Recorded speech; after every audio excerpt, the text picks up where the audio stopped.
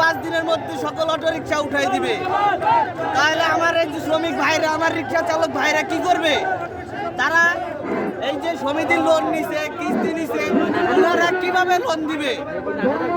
আমার রিক্সা চালক ভাইরা কি চুরি করবে? আমার ভাইরা কি রাস্তায় ছিনতাই করবে? আমার ভাইরা কি রাস্তায় জায়গায় জায়গায় বলবে যে আমি অমুক শ্রমিক, আমি অমুক দল, আমাকে আপনারা চাঁদা দিন? আমার রিক্সা চালক ভাইরা এগুলো চায়নি। আমার রিক্সা চালক ভাইরা চেয়েছে তাদের অধিকার, তারা চেয়েছে তাদের অটো রিক্সা অধিকার। তারা সরকারের ফান্ড চায় না, তারা চায় অধিকার তাদের। আমাদের রিক্সাওয়ালাদের 3টা দাবি, আমাদের রিক্সাওয়ালাদের 3টা দাবি।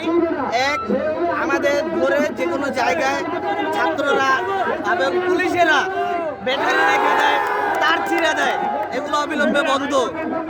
আমাদের ধৈরা অনাকাঙ্ক্ষিতভাবে আমাদের থেকে 1500 করে টাকা নেয়, অনাভাবে এটা বন্ধ। আমাদের বিভিন্ন জায়গায় আমাদের বিভিন্ন ভাইদের ধরে ধরে অটো রিক্সা রেখে দেয়, আমরা এগুলো বন্ধ চাই। আমরা কোনো মারামারি উচ্ছেদ উৎক্ষেপের ভিতরে আমরা নাই। আমরা শুধু চাই আমরা যেন চুরি চোট্টামি না করে আমরা যেন দুটো ডাল ভাত খেয়ে বেঁচে থাকতে পারি। আমাদের অটো রিক্সাটা অবিলম্বে, সরকারের কাছে বলছি, অবিলম্বে আমাদেরকে দয়া করে আল্লাহর হস্তে আমাদের এটা অনুমতি দিন,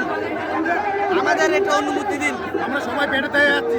আমরা কেউ কোনো দলের না, কেউ কোনো জোটের না। আমরা আমাদের পেট নীতি ভাই, আমরা আমাদের পেটের জন্য আসছি। আজকে বাজারের দ্রব্যমূল্য ঊর্ধ্বগতি, আপনারা বাজারের ঊর্ধ্বগতি আপনারা নিয়ন্ত্রণ করতে পারেন নাই, তাহলে আপনারা কোন জায়গায় আছেন? আপনারা আমাদের অটো রিক্সাটা আপনারা চালু করে দিন, আমরা যেন অনাহারের না মরে 2টা ডাল ভাত খেয়ে বাঁচতে পারি। আমাদের আর কোনো কিছু দরকার নাই। চাই আপনারা সারা ঢাকা শহরই ব্লক করছেন না শুধু এখানেই? আমরা সকল ঢাকা শহর, মিরপুর, ধানমন্ডি, জিগাতলা, আমরা যে বেশ কয়েকটা এরিয়া আছে, আমরা সব জায়গায় আমাদের বিভিন্ন পর্যায়ের বিভিন্ন ভাইরা দখল করে আছে। আমাদের আপনারা কতক্ষণ এই রাজপথে থাকবেন? আমরা ততক্ষণ পর্যন্ত এই রাজপথে থাকবো যতক্ষণ পর্যন্ত আমরা রায় না পাচ্ছি। আপনাদের সাথে কি সরকারের পক্ষ থেকে কোনো যোগাযোগ করা হয়েছে? আমাদের রিক্সাওয়ালাদের প্রতি সরকার, আমাদের রিক্সাওয়ালাদের প্রতি সরকার কেন এত অত্যাচার করতেছে? কেন তারা আসতেছে না আমাদের কাছে? বা কেন আমাদের কাছে যাওয়ার রাস্তা দিতেছে না?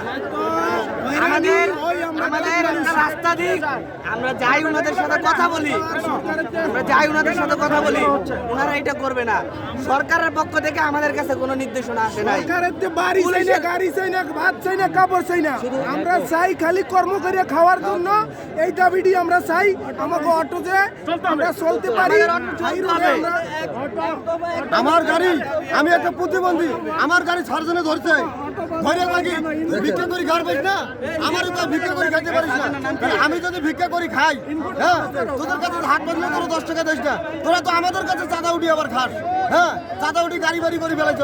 আমরা একটু ডাল ভাতের জন্য গেছি, তোমরা আমার গাড়িতে ধরবে, তাহলে মামলা দিয়ে দিছ। আমার 1200 টাকা লাগে, আমি 1200 টাকা তো পেটে ভাত দিতে পারি না, তো 1200 টাকা পয়সা দিতে পারি। উনি যে আমার গাড়িটা ধরছে, আমার কাছে কি তুই বিক্রি করতে পারো না?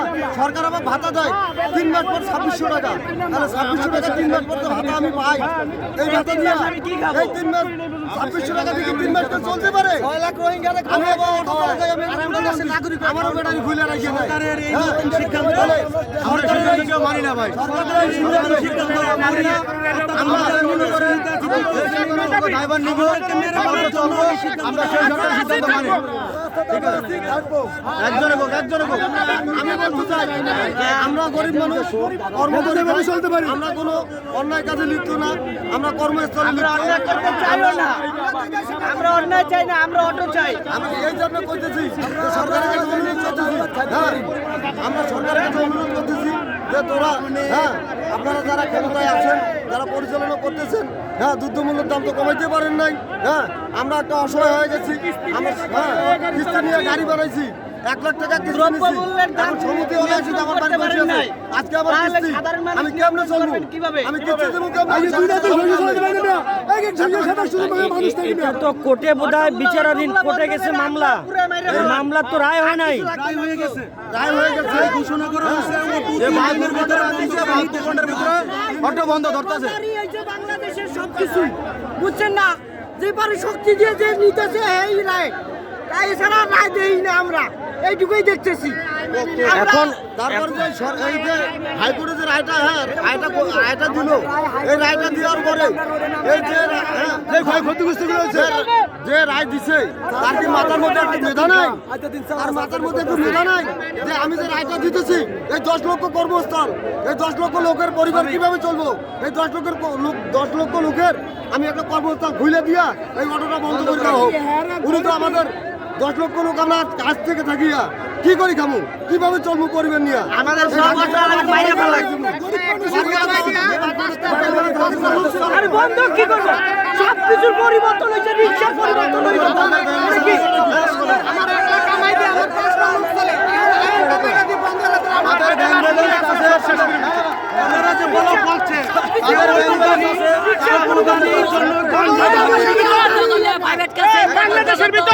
বাংলাদেশের ভিতর কোনটা অবৈধ না?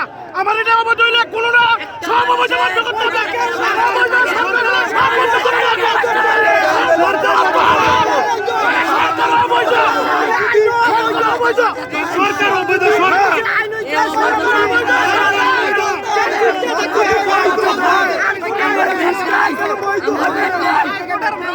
সরকার অবৈধ, সরকার বুয়া বুয়া বুয়া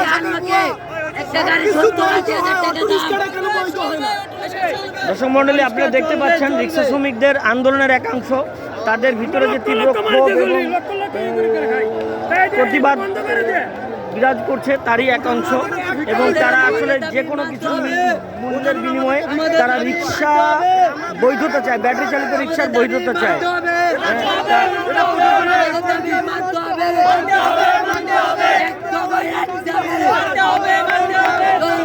চলবে চলবে